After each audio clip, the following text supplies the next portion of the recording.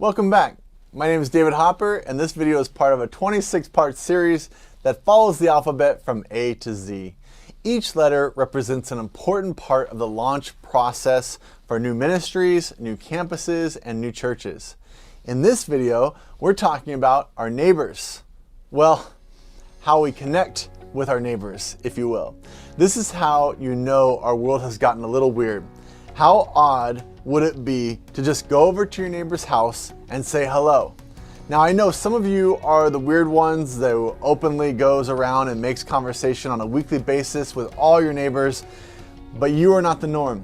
And I'm not talking about the first month. Everyone gets a pass on the first month, and if we're honest, it's usually really the first week. We can bake some cookies, meet the new neighbors, but once you forget the name for like the third time, it's over. As we talked about in week 1, and we looked at our personal assessments, the key to launching things in this world, the key to this world, in my humble opinion, is people. If you're doing this life alone, then you've missed a key element of why God created you in the first place. Fellowship with other people. Relationships with other people are hard, but they matter. Jesus Christ showed as the ultimate example of this when, as God incarnate in human form, he got on his knees and he washed the disciples' feet. Those he loved and was teaching how to follow him in actions. He humbled himself and washed their dirty feet.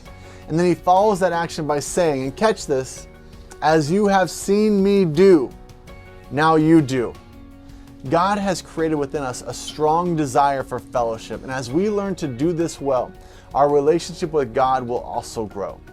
In Hebrews 10:24 it says, "And let us consider how we may spur one another on toward love and good deeds.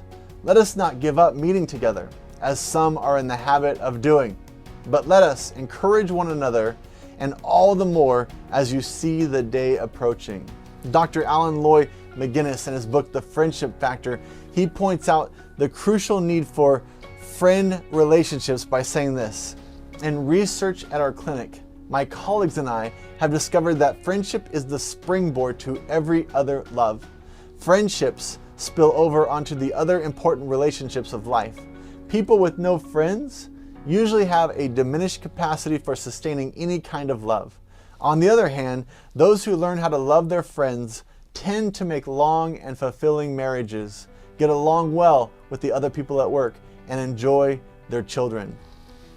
Koinonia is the Greek word in the Bible that translates to our English word of fellowship. We first have koinonia with our Father in heaven, and then that leaks over to koinonia with others. This isn't some kind of handshake or a brief hug that we observe in hallways or in some kind of social settings.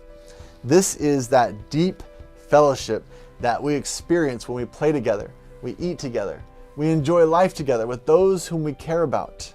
Sometimes it takes effort to arrange times of being together in order to develop our relationships and create that greater bond of love.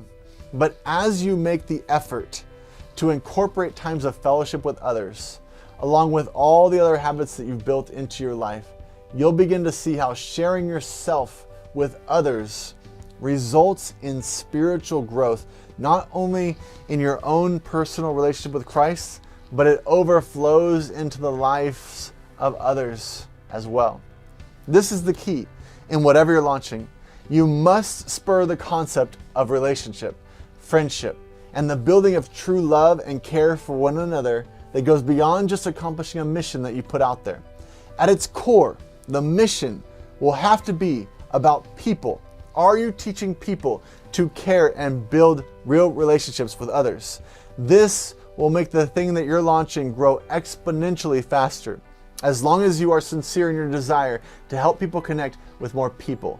Why? Because they were created to do just that. One of the first things that God said when he looked at his creation in Genesis chapter 2, verse 18, "Then the Lord God said, it is not good for man to be alone." What a profound thought, that God creates the entire world, and it's stunning. Then God creates man, which is the most fascinating thing of all. This man's able to think and work and create and feel and so much more. And God says, it's not good for man to be alone. How can we miss the magnitude of that prophetic word? God's saying in no uncertain terms that we're not meant to be alone. We're meant to experience life with others. Now, indeed, our relationship with God grows as we experience life with others. And is it any surprise that the enemy, Satan himself, wages an all-out war against marriages, relationships, families, friendships? Of course, he wants us to think that we don't need each other and we're just as well off by ourselves. But he's a liar. His attack is on something that God saw within the first few seconds of creating the world. John 13:34, a new command I give you, love one another as I have loved you, so must love one another. By this, all men will know that you're my disciples if you love one another. The key with this homework is to just do it. If we get out there and start praying for our neighbors, prayer walking the neighborhoods, walk the dog, play with the kids in the front yard, etc., you will make connections with your neighbors. And as you invite neighbors over for dinner and you get everyone on your team to do this, you will see the message of Jesus Christ spread like wildfire. It is awesome. It just takes us starting. I think this might be the hardest homework of all the assignments I've given to you. Do it anyway. And I can't wait to talk to you about it in our next coaching session. I look forward to hearing how you connected with your neighbors and how your team has begun to connect with their neighbors. Next time, we'll be talking about O, which is over communicate. It's a very fun one. Thanks for watching, and I'll see you in the next video.